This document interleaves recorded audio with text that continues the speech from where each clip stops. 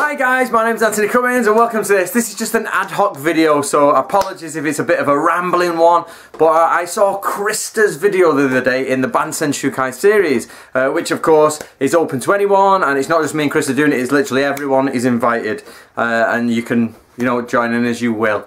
Now Christa's latest video, which I shall put the link for below here, is about whether ninjutsu should be secret or not. And what Christa means by this is whether the documents you keep should be a secret, and i.e. you don't show them to anyone. Now, it's a complicated argument, isn't it? Right, so if you're not aware, there's been a massive change in ninjutsu in the last 5 years. Ever since my team started publishing historical ninja manuals, there's a lot of people are now aware of what ninjutsu actually is, opposed to what they thought it was. So you can get rid of the black masks and the straight swords and the shuriken throwing, kuji wielding assassins of death, and you come up with a more impressive and very realistic samurai spy who is a black ops commando behind enemy lines type gentleman, and a couple of ladies I think were thrown in the mix. So the question is should it be secret? This was kept secret for many years, and in fact even though the Bansen Shukai and Shoninki documents were available, only very few people could actually read them and interpret them, till my team came along and we published them, and even a few other people published the Shoninki as well. But of course then we've done the Bansen Shukai, the Nippiden, or Shinobi Hiden, the Gunpo Joshu, blah blah, all this. So these have been done. Therefore, shinobi skills are not secret anymore. In fact, if you have all of my books, you have more shinobi skills than the shinobi themselves actually have, because you have multiple versions of it. So, should it be secret? Now, this is down to what you claim. What are you claiming? So, and by the way, I'm going to say it once here, I'm not speaking directly to Christa here, I am bringing up for everyone. So Christa, please don't think this is about you. There's no hidden innuendos about you. This is everyone who claims ninja source, so not just you. So right, first of all, ninjutsu is not at all secret anymore. We know it. So you have to ask yourself, if say you have the plans for a motor car and you can build a motor car and it's all secret, and then you tell everybody, oh, secret, I've got this amazing motor car and I've built one and it's amazing, we practice in secret. You're like, yeah, but there's X billion motor cars on the planet now, you know, so should your secret plan stay secret? My point being is that once ninjutsu was secret, but it's not secret anymore, therefore why should you keep your plan secret? That is the question. So that brings us down to the next thing, is it business? Of course, my intention is to fully publish as many scrolls as I can. As soon as I can get them published, you guys can read them. But of course, I have to keep my findings secret until I have published them, because this is my livelihood.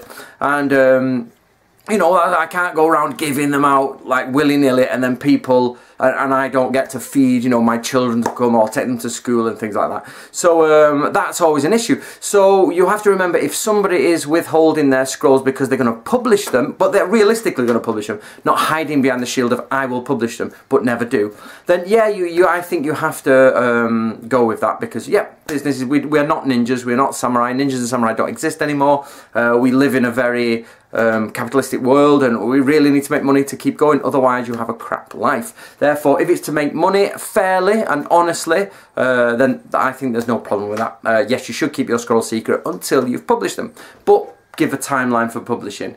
Right, which leads on to the next thing, is if you are not a claimant and you are not going to publish your ninja manuals, why would you keep them secret? So if you don't claim to be a ninja school and you are not going to publish them, I think you should, you know, bring them out to the world, definitely.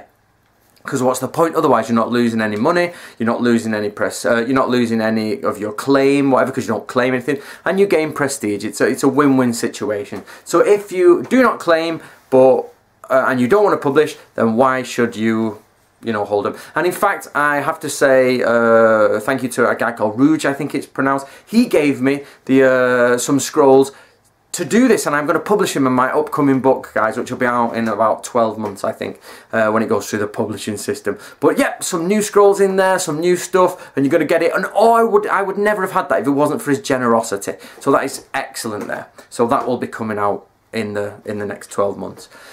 Right, to add, so the next step is, are you claiming but you're not publishing? So if you are claiming a ninja lineage but you are publishing, same rule applies. Give us a publishing date of when it will be done and then publish. If you are claiming a historical ninja lineage but you are not publishing, then it comes down to this.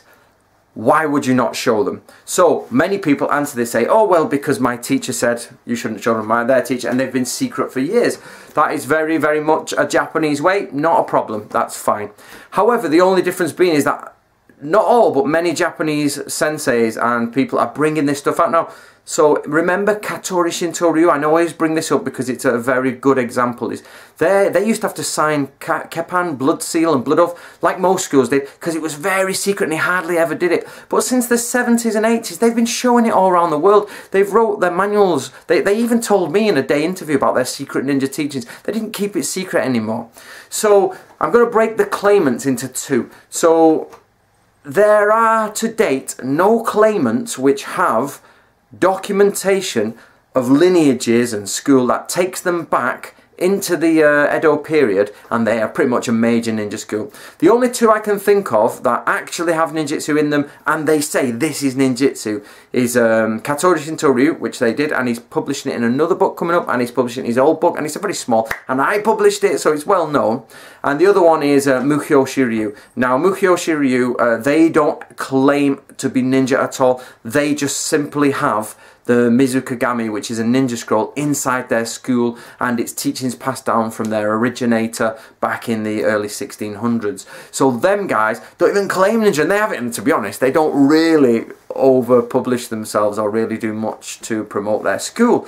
So they're the only ones so far that I've seen that have direct ninjutsu within them, and they even play it down. It's not really, you know, they're like, oh, we've just been passed down the scroll. We don't do that sort of stuff. So that leaves that. So there you go. So let's carry on. So the next point being is, if you've from a school that is without doubt got a lineage, for example, Katori Shinto Ryu, Yagyu, blah blah blah, Shinkage Ryu, all those schools, if you are of that school and you're a direct Grandmaster or you're a direct teacher with Menkyo Kaiden and Kaiden, you can prove that easily. It's simple. You just pull out all of the, you know, list. You can go right back to the 1700s, as many of these people can do. Some of them can go back to the 16 and 1500s in Japan.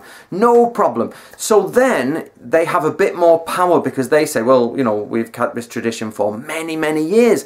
Therefore, why should we bring it out now? However, most of them are publishing books on this sort of stuff anyway, or doing DVDs. So even in Japan, if you go into a Japanese bookshop and you go to the DVD section and you go to martial arts section, there's loads of it, loads of stuff most Westerns have never seen. If you've got, they're all about 5,000 yen each, which is about 25 quid, or $40–50, and you'll find them there on the shelf, loads and loads of different martial arts schools. In fact, somebody should go along and get these and watch them and, you know, show the rest of the world. So there's loads of DVDs there. By that I don't mean copy and steal them, I mean, you know, learn about them. Maybe make YouTube videos about highlighting the different schools. So that leaves us with one final type of person. And again, I'm not speaking to Christa, I'm talking to everyone. And every single ninja lineage claim comes into this. And it's those who have an unproven lineage. I'm not going to say fake, I'm going to say unproven. There is no proof to say they go beyond the 20th century. They simply just, loads of them erupted and they're all ninjas. Yep. Those people who have a lineage claim that they cannot prove, they are just claimants, remember, not fake, let's use the word claimants, and they say they have ninja scrolls, they're the people where it gets a bit messy, and which is the people we're all interested in, of course. Simply because if you claim something, you have to prove it. If you don't want to prove it, don't claim it. Yeah? So I've always used the Knights Templar example here because the Knights Templar example is the best one. Because the Knights Templar finished in the 1100s and they are, you know, this famous, wow, a Knights Templar, you know, nobody goes around saying, oh, the Teutonic Knights, you know what I mean, or the Knights Hospitaller, look at me. And while those are known to historians, most people on the street are like, the Teutonic Knights, you know, like, but, you know, they're in this category where we all know what a Templar is because they're cool, because they're all burnt to death and they're mystical mystical and they've got hidden treasure and the Holy Grail. So ninja has the same thing. So I always want to say to people, if I get Bob, so Bob stands here and he says, "Hi, my name's Bob and I am the Grand Master of Knight Templar." And people say, "Prove it, you know, let's see your lineage, let's see your ancient documents and everything." And they go, "No."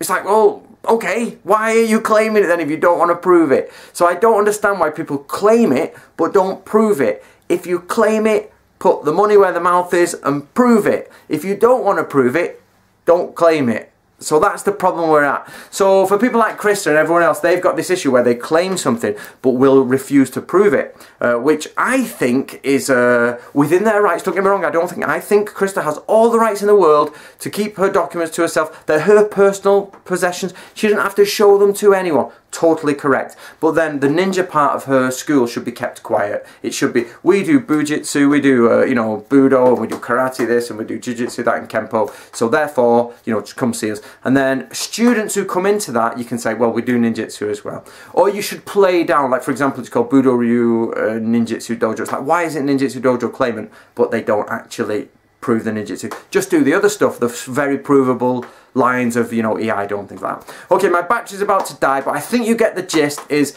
and I'm not got an answer for this, I'm just saying, what is your point? What is your opinion? I think people who claim ninja lineage but do not prove it should A, put a photograph of their scrolls up, just the front page, that moves nothing away, and then they should and then that's fine. Or if they don't even want to show that, drop the claim for ninja, keep it to a very, very small subsection and say, we teach Iaido and Aikido and Judo and Karate, and we have some ninja scrolls. If you claim it, prove it.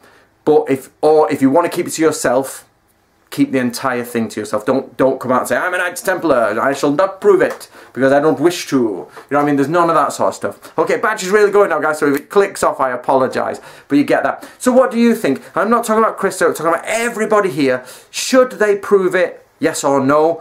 If the answer is no, I think they don't have to, but I also think that comes with a caveat of then if they don't have to, they then have to remove their claim. Because what's the point in claiming if you don't prove it? It makes no sense whatsoever. So right, that's it, guys. Again, it's a hot debate. We go back to lineages. Let's try and stick away from the lineages and go with should people claim and not show, or should they, you know, not claim and not show, or show and claim? What, you know what I mean? Everything I've just gone through. So my name's Anthony Cummins. We're promoting the Bansen Shukai through this video series. Christa's going to put this video in her video series and you'll get to see all the others. So please make a response video. Come on, Ben. Come on, even Thomas Urso. Let's get some people's faces on some response videos. What do you think? Should you or should you not show your scrolls if you're not using them for business to publish and you claim to be a ninja school master? So I own 3 ninja scrolls, I think, and obviously I don't claim anything. I'm not at all. I have no connection to the past apart from what we've dug up from archives. So hope to see you soon, guys. See you around. My name's Anthony. Bye bye.